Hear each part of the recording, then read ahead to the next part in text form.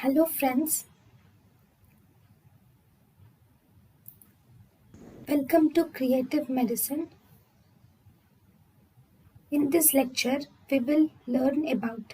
Hello friends, identify the instrument. What is this? This is a canula which is called as hassen canula. It is hassen canula. What is it used? It is used for creating pneumoperitoneum.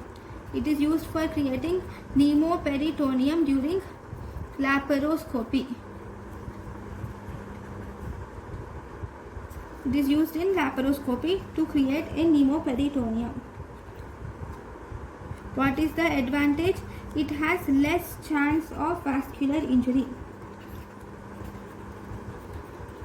It has less chance of vascular injury.